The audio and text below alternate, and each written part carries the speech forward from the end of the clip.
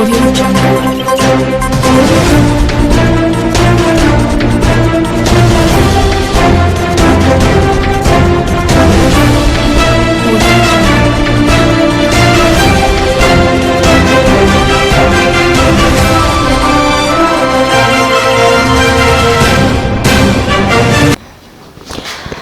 début de semaine à tous et à toutes, mesdames, messieurs. Bienvenue dans cette grande édition du journal. À la une des actualités, le gouvernement annonce le doublement de soldes militaires aux policiers de ce mois de mars. Annonce faite par la première ministre lors d'un meeting tenu dimanche 16 mars dernier à Bandundouville, dans la province du Kwilu. Lutte contre la corruption et éveil au patriotisme, l'inspection générale de finances a sensibilisé les élèves des collèges Bosembo et Boyokani venus visiter les installations de l'UGF. Le détail, c'est tout de suite. Encore une fois, merci et bienvenue dans ce journal. Place au développement du titre. Retour en image sur l'audience que le président Félix Tshisekedi a accordé dimanche 16 mars à la Cité de l'Union africaine à Ronnie Jackson, envoyé spécial de son homologue Donald Trump et membre du Congrès américain. La situation sécuritaire dans l'Est était au cœur de leurs échanges. Les États-Unis d'Amérique ont promu leur implication pour la restauration d'une paix définitive en République démocratique du Congo, a annoncé un émissaire américain reçu dimanche par le chef de l'État congolais à Kinshasa d'après la présidence congolaise. Membre du Congrès américain Ronnie Jackson travaille dans plusieurs commissions, entre autres sur l'armement, le renseignement et les relations extérieures. Les États-Unis d'Amérique ont été de grandes contributions pour l'adoption au Conseil de sécurité des Nations Unies de la résolution 2773 liée à des sanctions contre le Rwanda. Je suis venu pour rencontrer le président, discuter avec lui sur un certain nombre de questions, notamment les questions de l'instabilité qui se passe à l'est du pays. Nous avons discuté, nous voulons travailler ensemble avec le président pour pouvoir mettre fin à cette situation. Je crois que la réunion que nous avons eue a été productive. C'est une de plusieurs réunions que nous allons avoir.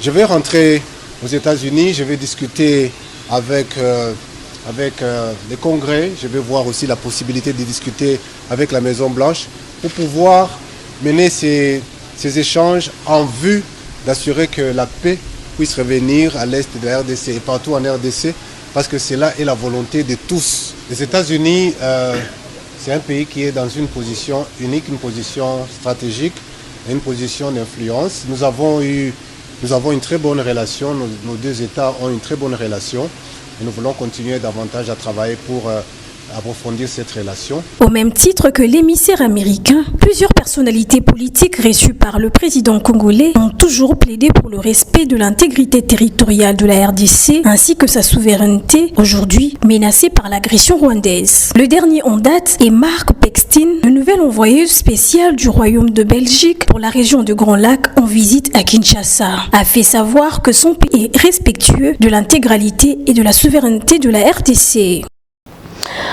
Je l'ai annoncé en titre à Bandundouville, s'adressant à la population à la place de la tribune. La première ministre Judith Suminwa a annoncé la multiplication de la solde de policiers et militaires. Aussi, à part la même occasion, préciser que le gouvernement réserve une prime pour les volontaires qui vont intégrer l'armée. Cette mesure vise à améliorer les conditions de vie des forces de défense et de sécurité nationale, notamment ceux qui sont au front. Les soldes militaires et policiers sera doublé dès ce mois de mars, a annoncé Judith Suminwa Toluka dimanche à Bandundouville, dans la province de Kwilu, sud-ouest de la République démocratique du Congo. Lors d'un meeting, la chef du gouvernement a demandé à l'assistance d'observer une minute de silence en mémoire de victimes tombées à Goma et à Bukavu et leurs environs. La première ministre a également invité le jeune majeur désiré de servir sous les drapeaux d'intégrer l'armée ou la police police, elle a assuré que le gouvernement travaille pour que le nouvel recrue bénéficie d'une formation professionnelle en vue d'une armée et d'une police disciplinée au service de l'intérêt du pays. Elle a par ailleurs invité ceux qui le peuvent à participer à l'effort de guerre en contribuant dans la collecte nationale qui a déjà atteint 20 millions de dollars américains. En majeure partie grâce à la contribution de membres du gouvernement souminois à titre individuel et de quelques entreprises privées. L'actualité, c'est aussi le ministre d'État en charge de la justice et garde-sceau Constant Mutamba qui a procédé samedi 15 mars dernier à l'ouverture solennelle de l'École nationale de criminologie. C'était en présence de l'inspecteur général de la police judiciaire, David Ombachi, nous fait le point. Le ministre d'État en charge de la justice et garde des Sceaux, Constant Mutamba Tungunga, a procédé le week-end dernier à l'Université protestante du Congo, UPC en sigle, à l'ouverture solennelle de l'École nationale de criminologie en présence de l'inspecteur général de la police judiciaire. 3480 candidats ont été admis au concours d'entrée à l'UPC pour passer le test d'admission à l'École nationale de criminologie. En raison du nombre élevé des candidats et des capacités limitées des salles, cette phase de test d'admission s'étendra sur 2 jours consécutifs afin de garantir que leurs futurs inspecteurs judiciaires de la RDC passent les tests d'admission dans des conditions optimales. L'ANC, aujourd'hui renaissante, n'avait pas organisé un concours de cette envergure depuis 1989. Une importante cargaison de produits pharmaceutiques pour le premier soin apporté par le vice-premier ministre de la Défense nationale dans sa jubessière aux blessés de guerre du Kanseta et un lot de 3200 sacs de sémoule enrichis de David Ombachi.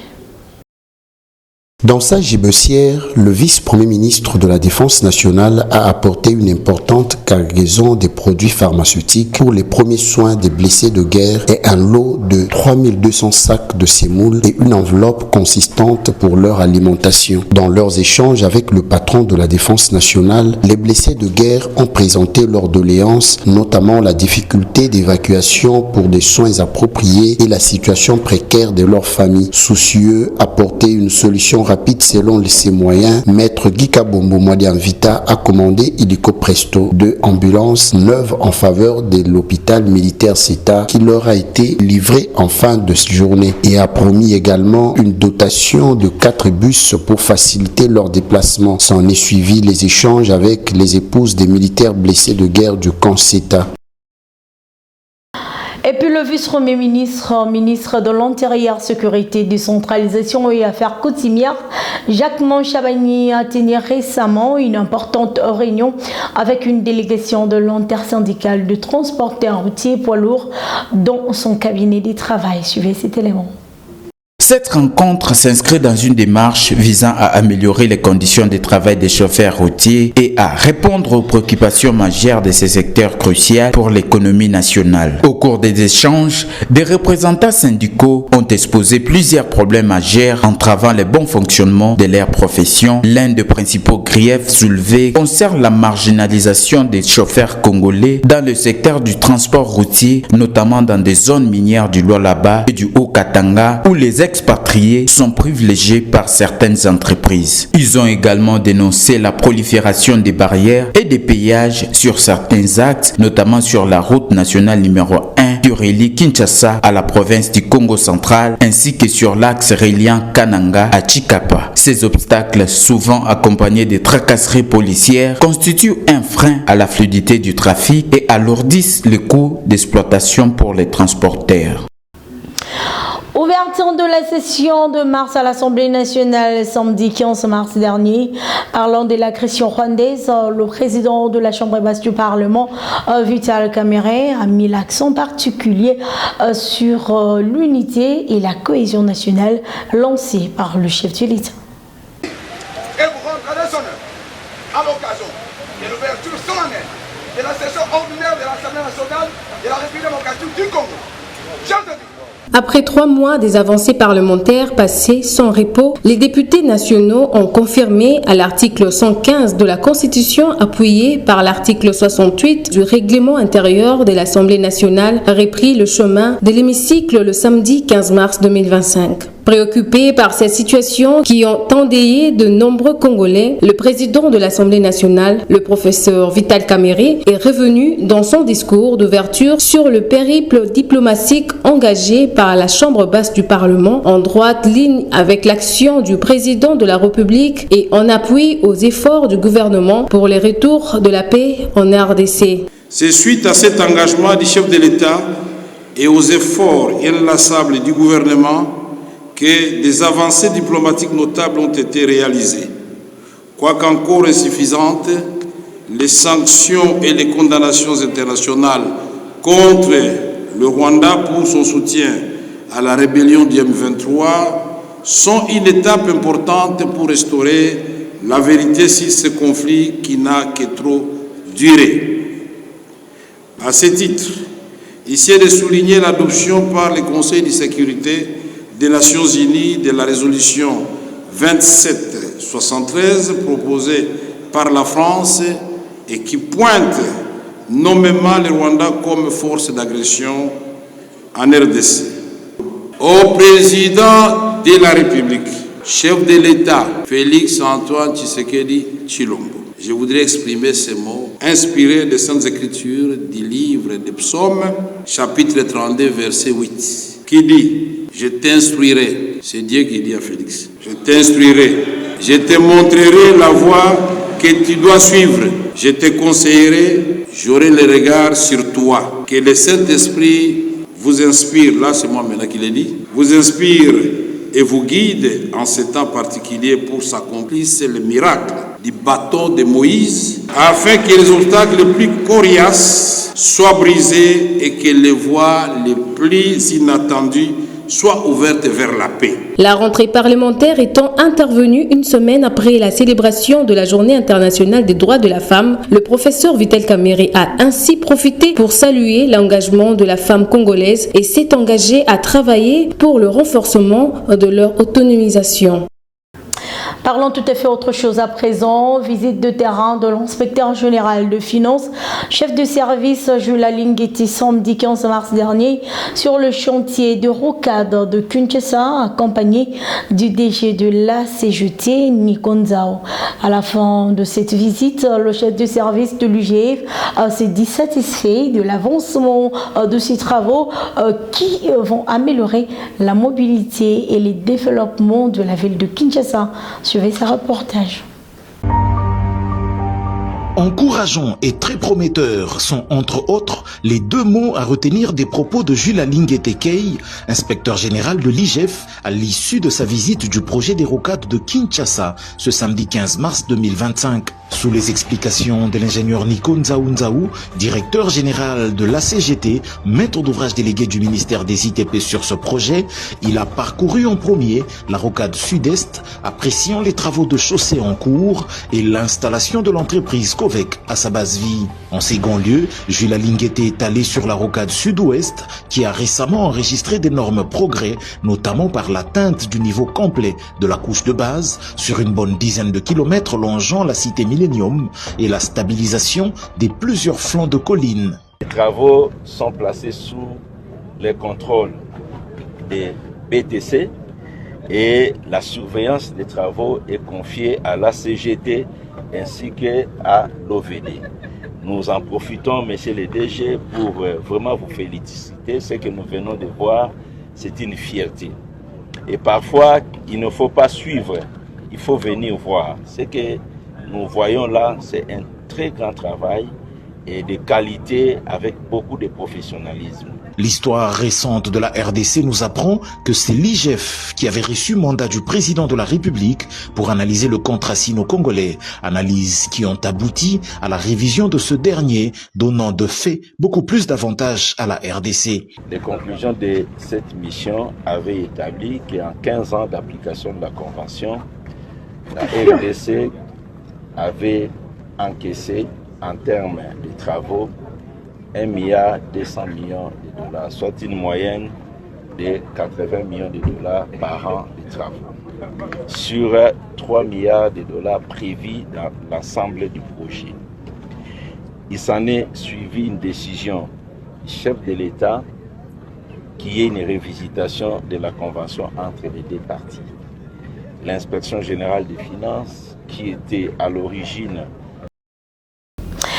Autre chose, dans le cadre de la campagne de sensibilisation de la jeunesse à la lutte contre la corruption et veille au patriotisme, l'inspection générale de finances a accueilli les élèves du collège Bosembo et Boyokani vendredi dernier. Près de 120 élèves ont participé à cette immersion destinée à le sensibiliser à la lutte contre la corruption et à leur faire découvrir le rôle de l'UGF dans la gestion de finances publiques.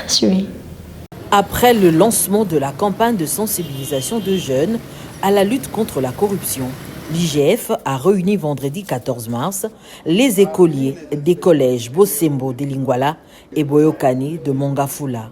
Objectif, leur sensibiliser sur la lutte contre la corruption et au développement des vertus collectives. Lors des échanges, le chef de service de l'IGF a rappelé aux jeunes écoliers qu'ils étaient l'avenir de demain. Jules Lingueté a exhorté son auditoire à être une nouvelle génération de Congolais qui privilégie l'intérêt de tous. Cette démarche pédagogique de l'IGF tient à ce que ses élèves soient capables de comprendre la maladie dont souffre la RDC qui émane de ces fléaux destructeurs, la corruption. Ils doivent comprendre que les difficultés que nous avons aujourd'hui dans notre pays sont consécutives à la mauvaise gouvernance dont le pays a fait l'objet depuis des décennies et qu'ils doivent être une nouvelle génération de Congolais qui puissent privilégier l'intérêt collectif par rapport à l'intérêt individuel. Pour le professeur Paulin Kibende, l'un des encadreurs du collège Boyokani de Mongafula, cette rencontre va permettre aux apprenants d'intérioriser les bonnes pratiques car ils seront demain des futurs gestionnaires des entreprises publiques de l'État. Par rapport à ce qu'il a donné comme conseil et des matières qu'il a pu soulever devant la jeunesse qui sera aujourd'hui les futurs gestionnaires qui vont essentiellement gérer des entreprises de ces pays, je crois que ça va porter des messages très forts, des choses que ces jeunes puissent éviter durant toute leur vie, là où ils seront peut-être des futurs gestionnaires, à éviter la corruption. À leur tour, les élèves de ces deux collèges ont loué cette initiative prise par l'inspection générale de finances de le sensibiliser et promettent de s'aligner dans la logique de la lutte contre les antivaleurs. C'est qu'il a lancé un premier message à la jeunesse. Premièrement, de pouvoir s'égarder de tout mauvais exemple des générations antérieures, notamment la corruption, notamment le vol, notamment le détournement de fonds. Il a dit qu'au-delà de ce que nous pouvons voir comme bénédiction à court terme, c'est une malédiction à long terme que nous donnons en faisant toutes ces choses mauvaises. Donc gardons-nous de ce qui est mal parce qu'en fin de compte, que ce soit la justice terrestre ou divine, il y aura toujours un rendement à la fin de nos actions. Je prends l'engagement de jamais voler mon pays parce que voler d'abord c'est mal et voler l'argent d'un pays c'est encore plus mal parce qu'il y a beaucoup de gens qui souffrent. Quand on vole les pays, on ne vole pas seulement une seule commune, mais on vole toute la région, toute la RDC. Il y a des guerres, il y a tout ça. Moi je ne peux pas voler notre pays parce que je vois comme si j'ai fait souffrir toute la nation. Il y a un fait qui est bon, c'est que je suis jeune. Et j'ai compris dans ma jeunesse que si je change maintenant, ça va produire un grand changement dans le monde à venir. Et ce que je prends comme décision, c'est déjà de changer à mon niveau, d'être un bon exemple pour tous mes camarades de classe, pour tout mon entourage et surtout d'éviter la corruption sous toutes ses formes. Il faudra préciser que cette rencontre entre dans la série des activités que compte mener l'inspection générale de finances pour la sensibilisation des jeunes à lutter contre la corruption. J'ai annoncé également en titre, malgré plusieurs tentatives de réparation, les bacs montaires de Luozi au Congo central toujours en panne. Aucune solution durable n'a été trouvée. Inquiets, les habitants de Luozi lancent un SOS aux autorités du pays pour remédier à ces problèmes, car cet engin flottant est le seul moyen de transport permettant de relier le dérive Luozi et Songololo. Images et commentaires. Situé dans la province du Congo central, le territoire de Luozi est l'un des territoires enclavés de cette province. Depuis 2 décennies, il fait face à de nombreux défis infrastructurels, agricoles, économiques et sociaux. Malheureusement, les préoccupations de cette population sont souvent ignorées, ce qui aggrave leur précarité. Outre ces problèmes précités, la panne des bacs motaires est un problème récurrent qui touche ses habitants de Luozi. Actuellement, le trafic est perturbé et plonge la population dans une situation très préoccupante. Pourtant, sans la présence de ces bacs motaires, ils ne peuvent pas traverser de l'autre côté pour leur commerce ou déplacement vers d'autres villages. Malgré plusieurs tentatives de réparation, cet engin flottant donne aucun espoir à ses habitants. Pour l'instant, il reste enclavé. En Hongrois, certains voyageurs interrogés hors caméra, les problèmes sont multiples. La coque du bac présente un trou bouché de manière précaire. Comme pour dire, même si les moteurs semblent bien fonctionner, le traversée de passagers reste dangereuse. Ils craignent le naufrage du bac. La population de Luozi interpelle les autorités pour qu'elles s'épanchent sérieusement sur ces problèmes, car cet engin flottant est le seul moyen de transport permettant de relier les deux rives Luozi et Songololo. Aussi, il permet de faciliter les échanges commerciaux et sociaux. ICE signale que au Congo central, au moins du secteur dépendent de ces bacs. La situation actuelle menace l'économie locale, l'accès aux soins médicaux et la mobilité des habitants. D'une province à une autre, le gouverneur du Nord Kivu a présidé la 3e réunion du comité consultatif provincial du Star-Ouest à Béni. 33 infrastructures socio-économiques de base ont été identifiées et validées. Elles seront construites par le Star-Ouest à Béniville et dans le territoire de Béni-Lubero-Walikale. Jeanne Chabani pour le reportage. La 3e réunion du comité consultatif provincial du Star-Est a vécu à Béni, ce 14 mars 2025. Présidé par le gouverneur militaire du Nord Kivu, le général-major Somokakule Evariste, il a été question de valider 33 infrastructures socio-économiques de base identifiées à Béniville, Béni-Territoire, les territoires de Walikale et de Lubero, ainsi que 2 entités décentralisées. Pour Jean-Claude Kassomo, coordonnateur provincial du Star-Est au Nord Kivu, ce projet soulagera les populations dans ces zones où les déplacés ont élu refuge. Ces sous-projets d'infrastructures de base à valider sont le fruit des missions de sensibilisation et de mobilisation communautaire menées dans les territoires de Béni, dans la ville de Béni, ainsi que dans les territoires de Lubero et Walikale, respectivement en décembre 2024 et en janvier 2025, auprès des populations.